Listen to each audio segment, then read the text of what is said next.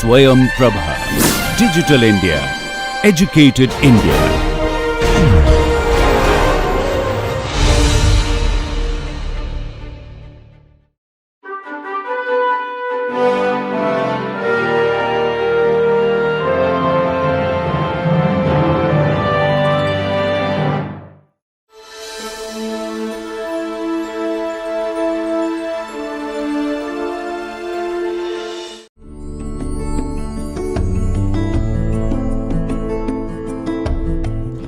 Till now we have discussed three chromatographic techniques, that is ion exchange chromatography, gel filtration chromatography and affinity chromatography. All these three techniques, the mobile phase is liquid or a solvent. Today in this lecture we are going to discuss a technique which is where mobile phase is gas rather than a liquid. So, this particular technique is gas chromatography. So, we are going to discuss about in particular gas liquid chromatography. Now, gas chromatography is the technique used for separation of thermally stable and volatile organic and inorganic compounds. So, gas chromatography, like if a particular analyte has to separate or has to partition between a liquid phase and a mobile gaseous phase, then it has to be in vaporized state. And so, only those analytes which are thermally stable and volatile could be utilized or could be separated in here. Now, there could be two kinds of gas chromatography. One is gas liquid chromatography, which accomplishes the separation by partitioning the components of a chemical mixture between a mobile gas phase and a stationary liquid phase held on a solid support. Then there could be another chromatography, that is gas solid chromatography, which uses a solid adsorbent as the stationary phase. So, in this lecture we are going to focus on gas liquid chromatography technique. Now, if we compare gas chromatography with normal or other liquid chromatography techniques, which is in terms of like say either low pressure or high performance liquid chromatography techniques, then all the general principles and the performance parameter applies here also. So, here like say for example, retention volume or retention time is a characteristic of an analyte, and that will characterize its particular, it is a characteristic of a particular analyte. So, if you have to find, if you have to know about or identify a particular analyte, then if you know the retention time or retention or volume or elution volume, you can identify that particular component from a mixture. So, then other parameters like we have talked about resolution, capacity ratios and all those things will be applying in here also. So, it is a similar kind, but the difference is that here only volatile and thermally stable components of a mixture could be separated. Now, gas chromatographs or the gas chromatography equipment is little different from the normal chromatography equipment. The major components of a gas chromatograph are a constant flow of a carrier gas, that is the mobile phase as we have discussed, and you have to control the flow rates of that carrier gas through different valves and flow meters. There should be a simple system of introducing the sample into the gas flow and then into the column. So, there is a sample inlet point which is very important. Then after that a column has to be housed in an oven, that is because you are doing all the experiment or separation procedure at a very high temperature, and oven should be temperature programmed. So, your column in gas chromatograph is based in an oven which is temperature controlled. And then finally, when analyte comes out of the column, then a detector, amplifier and data recorder system needs to be there to analyze the chromatography of a particular analyte. So, these are the important components of a gas chromatograph, and we are going to discuss all different components in detail. Now, here in this diagram, if you can see on your screen, it is a schematic of a gas chromatograph, and it very nicely depicts what are the different components of the gas chromatograph. Now, if you see from starting here, this is the carrier gas supply in a particular tank or cylinder. This carrier gas is supplied from here, from this tank, and as it goes through the tubing, there are pressure regulators, pressure meters, and there are flow meters which can regulate the flow. Then there is a sample inlet in here which lets the sample in a vaporized form so it will be around somewhere here vaporization will take place. So, there is a sample inlet from where sample will be injected. Now, this could be a direct injection as we will see later on, or it could be a automatic sampler could also be used in here. Then there is a column here. This column is it is a very long column, and since it is a long column, it is coiled actually here, which is not seen. So, in this oven there is a coiled long column, but very thin, diameter is very less. They are very narrow bore columns, and then this column length is required for proper separations, and then this column comes out here. The analyte from the column will pass through detector, and then certain electronics and microprocessor amplifiers, and finally data recorder, and you will see the peaks in here as you see in other chromatography techniques. So, the system or the principles are same as per their partitioning between the gas and the liquid phase. These analytes will elute at different times as per their retention times or their distribution coefficient here, and so the separation will take place. And like I said, every analyte on a particular standard condition will have a characteristic retention time or elution volume, and through which you can identify the particular analyte.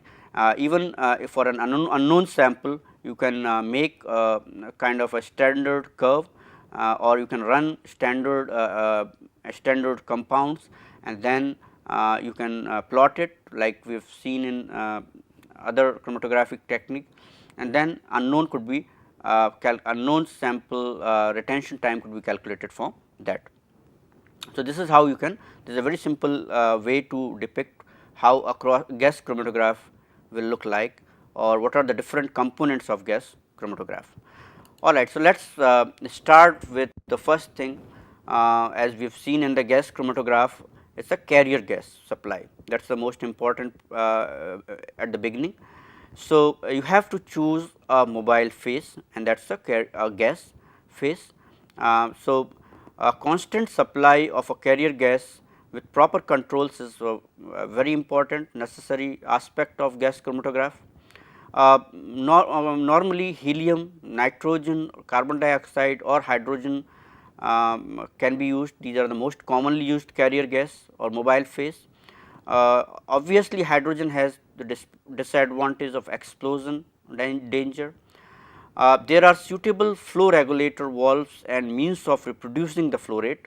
I think all of you understand that flow rate has to be reproduced to reproduce a chromatographic separation, or to maintain a particular retention time or elution volume. If flow rates change, the retention times and the elution volumes also change, and then you cannot compare the two experiments. A typical meter like soap bubble meter can be used for this particular purpose. So, carrier gas is one part where you have to choose particular carrier gas as a mobile phase. Now, as carrier gas goes on, the next thing is the sample injection.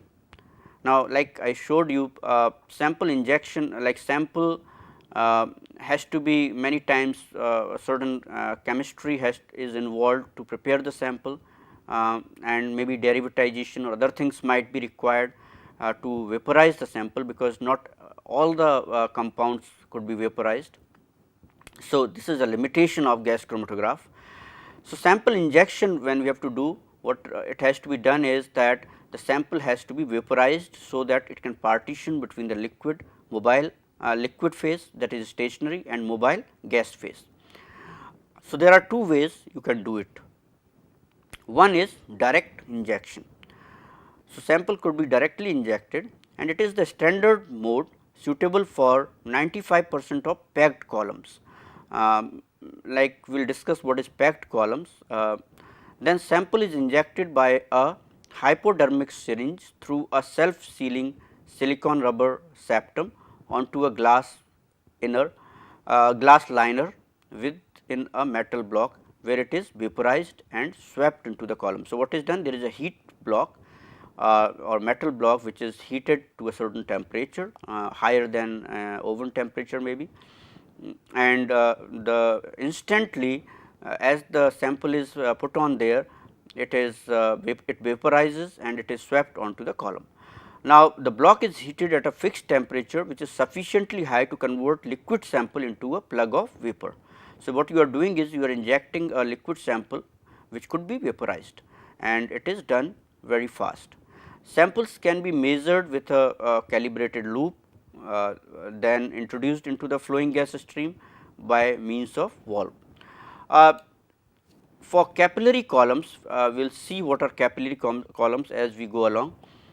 Reduction in sample volume is necessary, because capillary columns capacity is very low, and this will be accomplished by an injector splitter, where 1 microliter sample can be injected, but only say 0.01 microliter enters the capillary. So, what is done is, as you are injecting the 1 microliter sample, there will be a injector splitter actually, which will split the sample, where only 0.01 microliter goes to the capillary column and rest of it is vented to the waste. Splitless injection is required for very small amounts of sample. The entire sample is injected onto the open tubular column through a modified heated flash vaporizer. So, there could be many ways you can do it. Now, this is a very typical representation of typical vaporizer, where you can inject the sample in here. As you can see on your sample on your screen, there is a syringe which injects the sample in here through a rubber septum, as I was talking to you, and this is there is a heat block here. If you can see, this is your heat block, and this is heated to a very high temperature, so that liquid could be converted to vapor instantly, and then once it is done, this will be flushed into the column, where it can then be separated. So, this is a typical vaporizer, you can say, a flash vaporizer. Then you can have do injection by, or you can load your sample by automatic sampler also.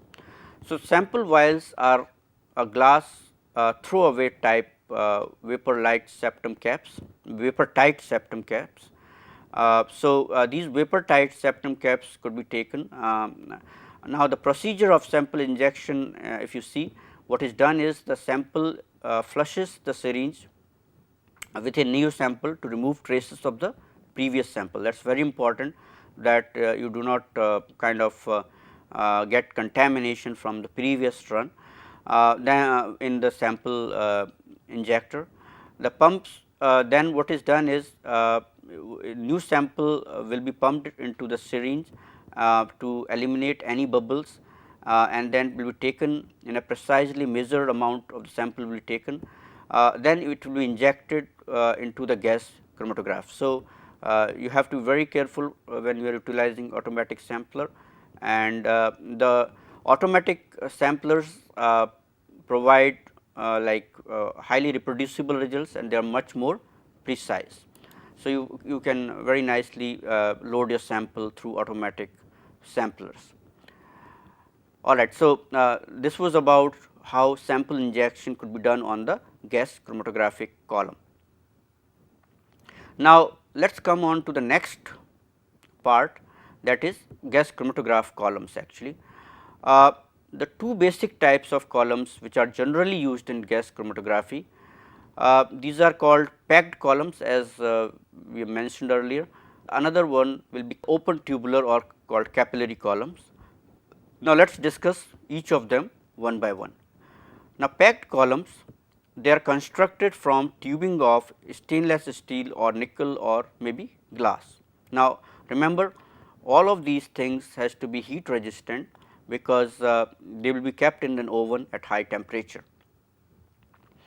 So these are they can withstand that heat. The inner diameter of these columns range somewhere around 2 to 4 millimeter, and they could in length they could go, like I said, they are very long, up to 1 to 3 meters length could be there. Now, these columns are packed with stationary phase, which is coated onto an inert silica support. Now, they are packed means they are completely packed, they are fully packed, and the support should not take part in the separation, like as we have discussed in other chromatographic techniques also. So, it should be inert, it must be thoroughly inactivated when polar compounds are to be analyzed. So, liquid phase or stationary phase is on support, and support has to be inert, as we have discussed earlier also. Now, there are some commonly used stationary phase which are could be polyethylene glycols, methyl phenyl and methyl vinyl silicon gums, esters of adipics and succinic and phthalic acids, likewise, which are available actually. There could be beta cyclodextrine based phases for chiral separations. Now, the most commonly used support material is salite or diatomaceous silica or earth we call it, which is treated so that hydroxyl group are modified to avoid support sample interaction, and this could be achieved by salinization of the support with compounds like hexamethyl disilagane. So, you can use this is most commonly used support. Columns are then dry packed under a slight positive gaseous pressure, and after packing must be conditioned for 24 to 40 hours 8 hours by heating to near upper temperature limit, where the carrier gas at normal flow rates is passed through the column. Now, during this conditioning, the column should be disconnected from the detector, because you do not want to foul the detector to prevent and you do not want to contaminate the detector. Now, what happens is, when you are conditioning these columns, there might be a situation where column bleeding is taking place, where you are losing stationary phase or support material due to heating, and in that case it will certainly contaminate the detector. So, that has to be done. So, before you a column is commercially provided or you make it for use, it has to be conditioned so that there is no bleeding or it is minimized. Now, special packing materials may be needed for a particular applications. For example, very tightly loaded glass beads are used for very rapid analysis well below the boiling point of the sample components. There might be sieved Teflon supports used where corrosive substances are handled. And then in gas solid chromatography, the packing material is an adsorbent like silica gel or a bonded phase support or a molecular sieve. So, you can have different types of support for different types of applications. So, packed columns are very commonly used columns, but then there are capillary columns. And now, capillary columns are different from packed columns. They have an internal diameter of say 1 millimeter or less. So, they are very narrow bore as compared to packed columns. They are constructed of fused silica having higher degree of cross linking within the silicon oxygen matrix. There is a high tensile strength of silica tubing and permits the construction of thin walled flexible columns. For protection of thin wall against scratches, coating of polyamide is applied to the outer wall. Now, there are two types of capillary columns. and these are could be packed columns or open tubular columns. Now, when you say packed columns, these is having solid particles over the whole diameter of the column, like we have seen in packed columns, uh, but open tubular columns, they are different. Uh, in a sense, you have what you have is you have an open and unrestricted flow path through the middle of the column, divided into like for example, let me show you this on your screen. Uh, so, what you have is,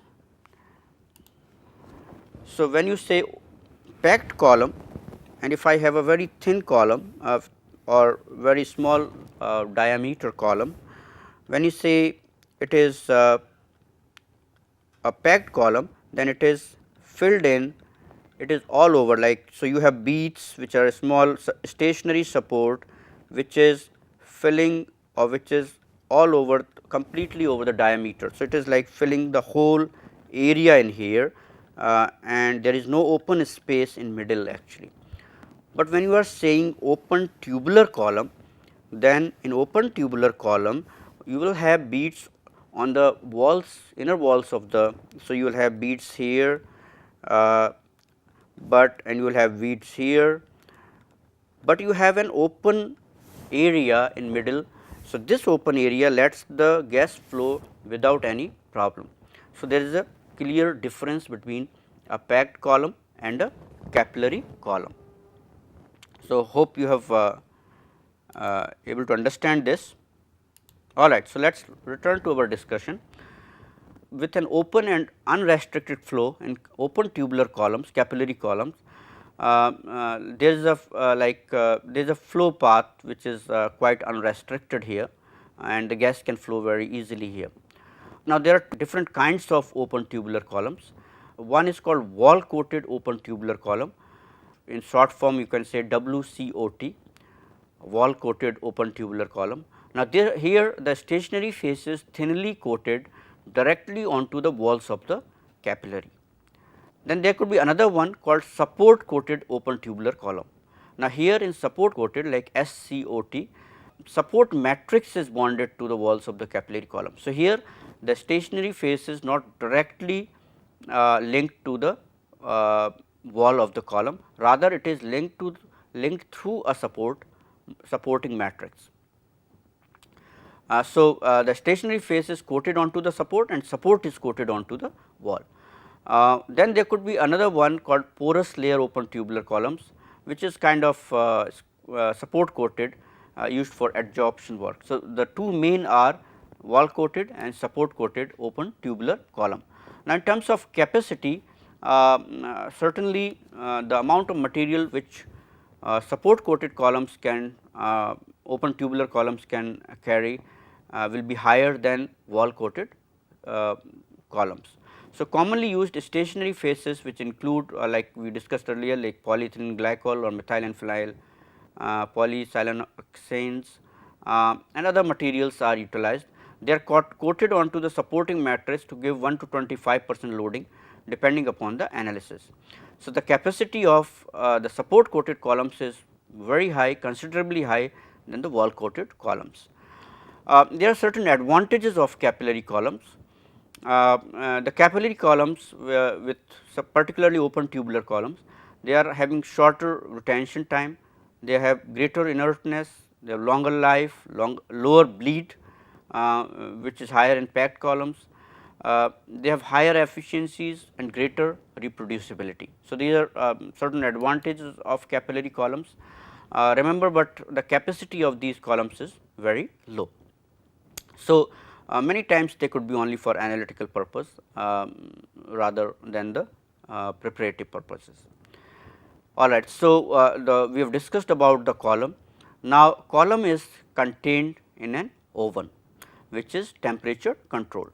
So, chromatographic columns, they are coiled and they are held in a basket that is mounted inside an oven. Now, column must be able to be rapidly heated and cooled in this oven. So, this requires a well designed and very adequate system of airflow. Ovens are usually constructed of low mass stainless steel and the working temperature range is chosen to give a balance between a peak retention time and resolution. Now, column temperatures is controlled to say a plus minus 0.1 degree Celsius, and the analyte partition coefficients are particularly sensitive to temperature. So, that is very important. Analysis times may be regulated by the adjustment of the column oven, which can be operated in different modes, like say it could be operated in either isothermal analysis, where a constant temperature is applied and should be maintained here. There could be temperature programming as well. So, you can have isothermal as well as you can have temperature programming, where the temperature is gradually increased to facilitate the separation of compounds of widely different polarity or molecular weight, where temperature should be maintained within plus minus 2 degrees Celsius. So, you can have both ways you can operate the oven, that is isothermally or by programming the temperature. Now, liquid phase, stationary phase or coated on inside the column or on the support material, as we have discussed, it is like here partitioning takes place, and it separates the sample components into discrete peaks. It should be chemically and thermally very stable, because otherwise, like we were talking about, column bleed and other problems could occur, which will certainly damage or will result into not so good chromatographic separation on gas chromatography. Operations are always kept 10 to 15 degrees Celsius below the upper temperature limit of the phase, because again column bleeding will be much higher if you go at the upper limit. Then the amount of column bleed must be minimized, and it will certainly prolong the column life, prevent any fouling of the detector, and maintain baseline stability on the chromatogram. So, that is a very important part, that column bleed could be minimized to enhance the quality of the separation. Now, bonding the stationary partitioning liquid to the inner surface of capillary columns or to the column packing permanently anchors the stationary phase to the surface. Commonly used phases, which we have already discussed, includes polyethylene glycol, methyl phenyl and methyl vinyl silicon gums, esters of adipic, succinic and phthalic acids, epizone L and so on. So, there could be different kinds of depending on what temperatures, what analytes you are going to use, you can use different kinds of liquid phases.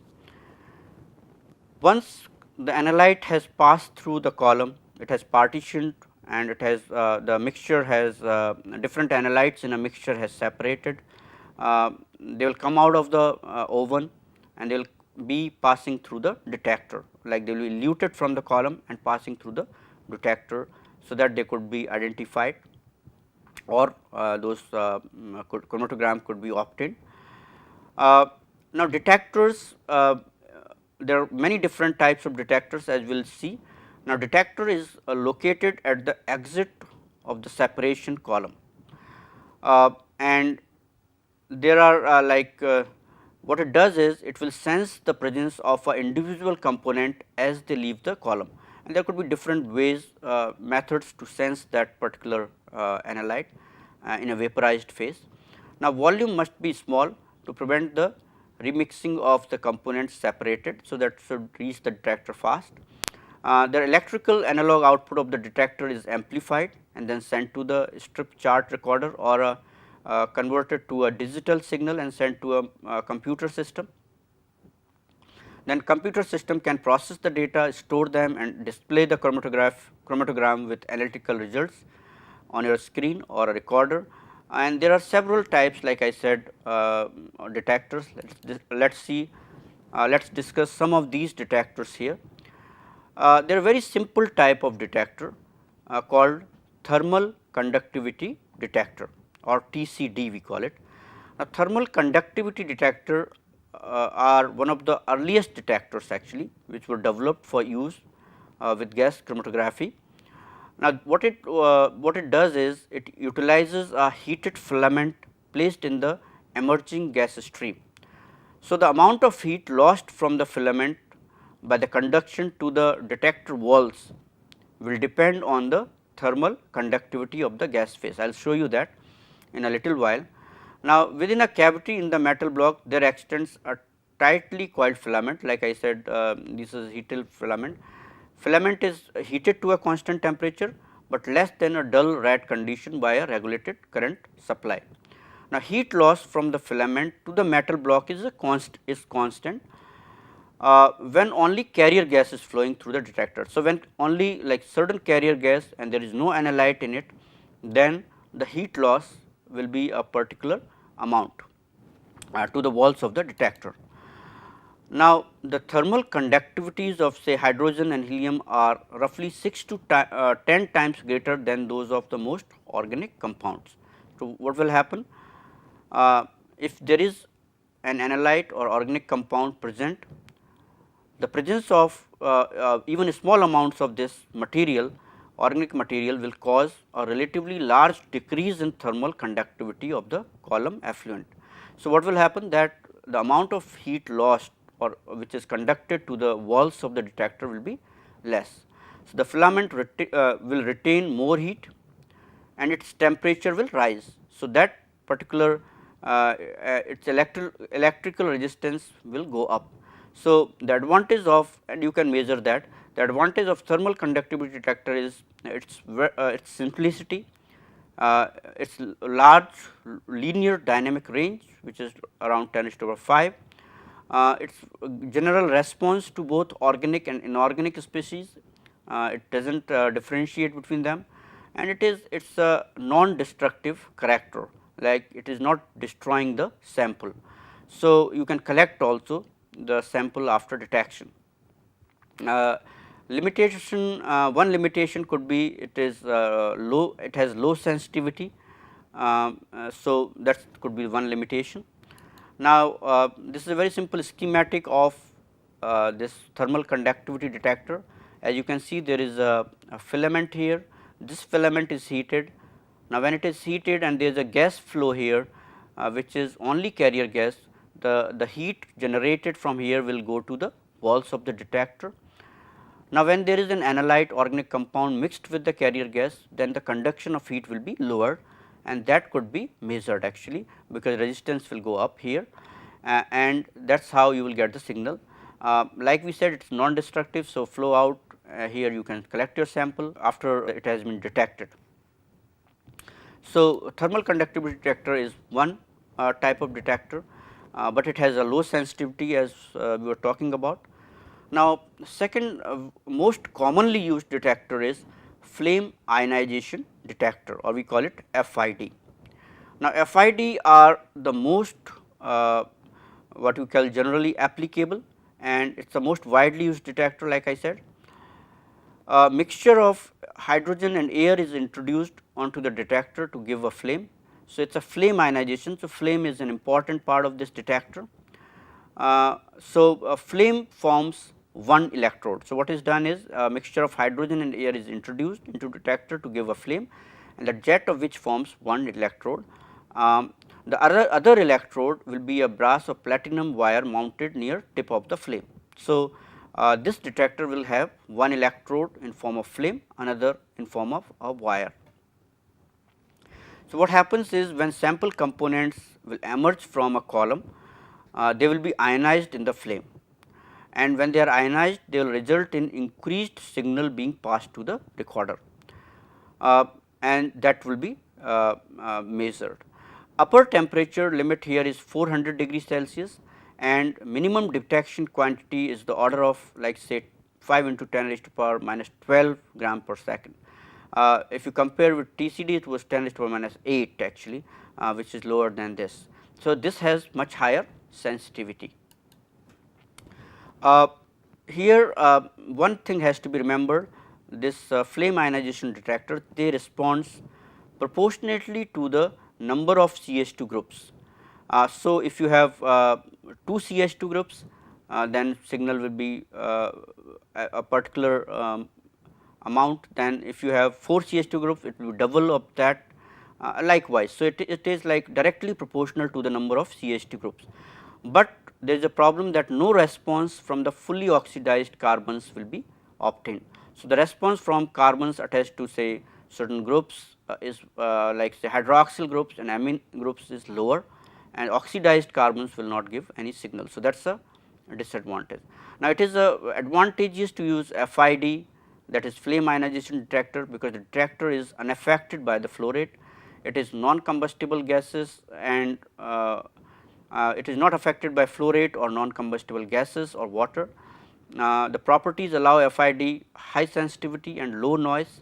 The unit is both, it is very reliable and very easy to use, but you require a flame here, flammable gas here, and also the sample is destroyed. So, unlike a thermal conductivity detector where it was not destructible, this is destroys the sample. If you see the very simple schematic here of flame ionization detector, then you can see here there is a flame here, and there is this collector, you can say collector assembly with a wire. So, what happens is, as the exit or material is put in this flame, it ionizes and then current is passed and the signal is recorded, and like I said, it is a destructible. There are like grounded jet, there are a lot of hydrogen, air flame is here, hydrogen is supplied from here, and air is supplied for the flame. So, this is very useful and most widely used detector, and like I said, it has certain limitation that oxidized carbons cannot be sensed here. Then other groups like hydroxyl will be have lower detection limits, and it is directly proportional to the CH2 groups. So, it is very useful for say environmental samples and a lot of like say in pollution studies and a lot of other studies it is utilized. Then another version of flame ionization detector is thermionic emission detector or TED. This is also called nitrogen phosphorus detector, and it is same as FID, but it has you can say much cooler as compared to the FID, and it has a crystal of sodium salt fused onto the electrode system or a burner tip embedded in a ceramic tube containing a sodium salt or rubidium chloride tip. It has an excellent selectivity towards nitrogen and phosphorus. It has been modified for compounds containing nitrogen and phosphorus containing analytes. Upper limit range could go up to 300 degrees Celsius. Like I said, it is kind of cooler, or flame is cooler than the flame ionization detector. Detection limit is very high, say up to 10 raised to the minus 14 grams per second. It is widely used for organophosphorus, pesticide residue analysis and other things.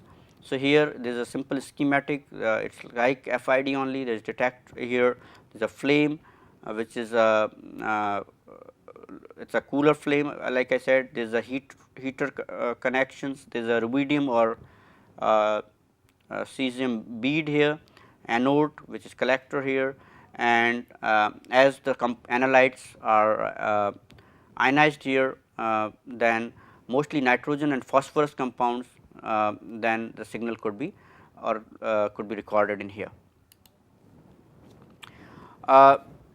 Another detector which is for a particular kind of compounds is called electron capture detector. Electron capture detector only responds to analytes that can capture electrons, as the name suggests, particularly halogen containing compounds. It is widely used in analysis of say polychlorinated compounds like pesticides, DDT, aldrin, dialdrin and all those things. It has a very high sensitivity of around 10 raised to the minus 13 grams per second, and the upper temperature could go up to 300 degrees Celsius. Now, this detector works by means of a radioactive source present on surface of one electrode, which will emit high energy electrons, that is beta particles. If you could recall, in radioisotope technique we have discussed about that radioactive substance will emit certain particles or radiation.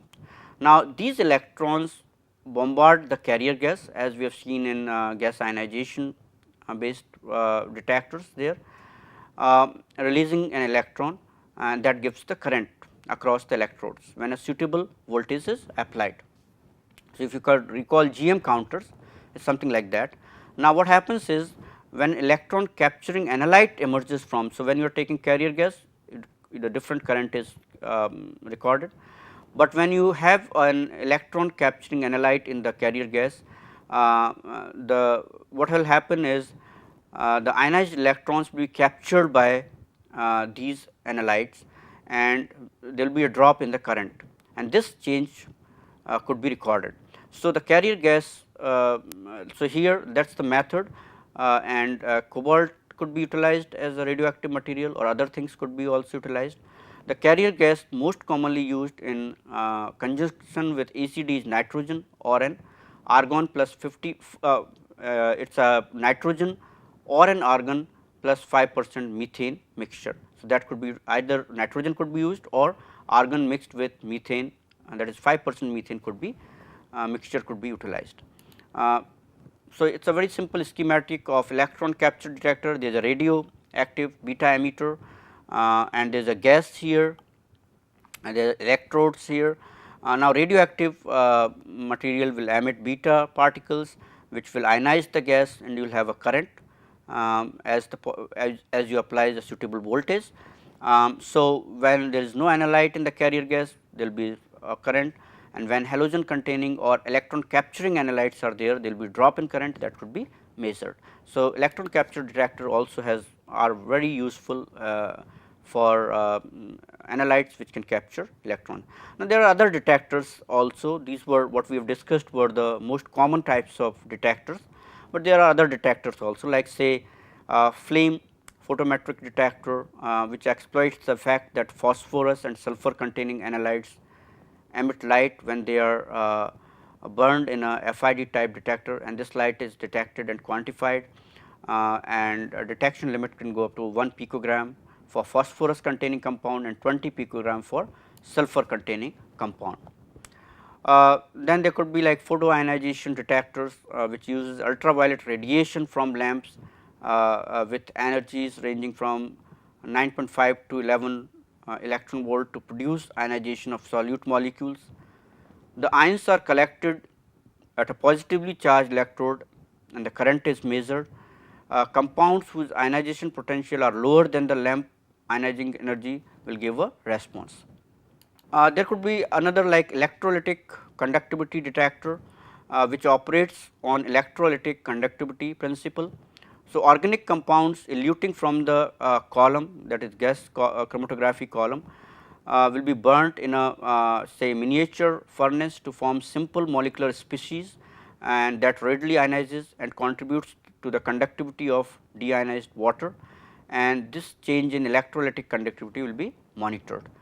So, we have discussed these are different types of detectors which could be utilized, and they could be have applications for different kinds of works or different kinds of scientific techniques, like say it could be in environmental science or medical or clinical research, where gas chromatography could be utilized, or in basic research. Like I said, the thermal conductive detector is very simple, very useful detector, and the most widely used is flame ionization detector. There could be many applications of gas liquid chromatography. There could be qualitative or quantitative. Like for qualitative analysis, generally chromatographic data is presented as a graph of detector response against the retention time, like you can make a standard curve or you can plot them. It is called a gas chromatogram. So, this provides a spectrum of peaks for a sample representing the analytes present in a sample eluting from the column at different times. Retention time can be used to identify analytes if the method conditions are constant by comparing the retention time of the sample as well as the standard. And I have shown you this when we have shown I have shown you the gas chromatograph, the schematic of the gas chromatograph. Now, these pattern of the peaks obtained will be constant for a sample under constant or standard conditions, and then it could be identified from a very complex mixture of analytes. Then you can also test the purity of a compound here by comparing the standard and sample. If additional peaks are obtained, then impurities are present, and otherwise the compound is pure. So, if there is any additional peak, compound is not pure. So, the purity of a purified compound could be tested in gas chromatography. In most modern applications, the gas chromatography is connected to a mass spectrometer or a similar kind of detector that is capable of identifying the analytes represented by the peak. So, the samples could be passed to mass spectrometer, and where structural information through molecular mass information you can identify the samples, and many more things could be done on a mass spectrometer, where a lot of information about the analyte could be obtained. In quantitative analysis, like for example, area under a peak, like we have done for like you can do it for other chromatographic techniques, where quantitative analysis could be done by measuring the area under the peak. So, here also area under a peak is proportional to the amount of the analyte present in the chromatogram, and by calculating the area of the peak using the mathematical function of integration, the concentration of analyte in the original sample can be calculated. Concentration can be calculated using a calibration curve created by finding the response for a series of concentrations of analytes, or by determining the relative response factor of an analyte. So, this is like you can do quantitative analysis. Relative response factor is the expected ratio of an analyte to an internal standard or external standard, and is calculated by finding the response of a known amount of analyte and a constant amount of internal standard added to the sample at a constant concentration with a distinct and it will have a distinct retention time, like you have a distinct retention time to the analyte. So, these are few methods for quantitative analysis. They are quite similar as for other chromatographic techniques. You can use internal or external standards, and by various methods you can do that. Gas chromatography is utilized for a lot of different applications, like elemental analysis in different fields of biotechnology. Like you can determine say elements like carbon, hydrogen, oxygen, sulfur and nitrogen. You can use it for analyzing mixture of drugs. Isolation and identification of drugs could be done. You can have isolation and identification of mixtures of components, for example, plant extracts, volatile oils, amino acids, and a lot of other could be tested and identified and even isolated. So, there are a whole lot of applications for gas chromatography. With lot of applications, there are limitations, as we were talking. Here samples which are analyzed are limited, because not all the compounds can be volatile and thermally stable, but many times it can be made volatile by derivatization, where a lot of chemistry is involved. Sample must be thermally stable to prevent degradation when heated, because if it is degraded, then it is no use to purify it or analyze it. The gas chromatography cannot be used to prepare samples for further analysis once separated, because you do not get whole lot of amount. So, there are certain limitations also.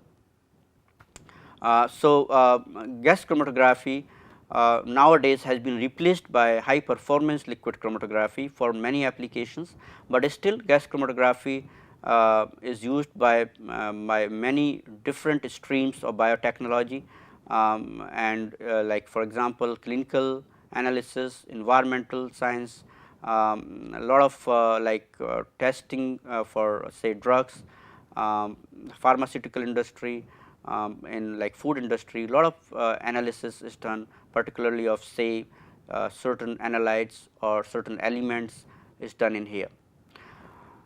With this lecture, we come to an end of chromatographic section. So, in chromatography we have discussed a lot of different techniques. We have discussed basic concepts, we have discussed about liquid chromatography where low pressure and high performance liquid chromatography we have discussed, and we have discussed these 4 techniques. So, this completes our chromatographic section. In the next lecture, we will start a new topic, and that is electrophoresis, which is another very important analytical method which is routinely used in various laboratories for both research as well as for application purposes. Thank you.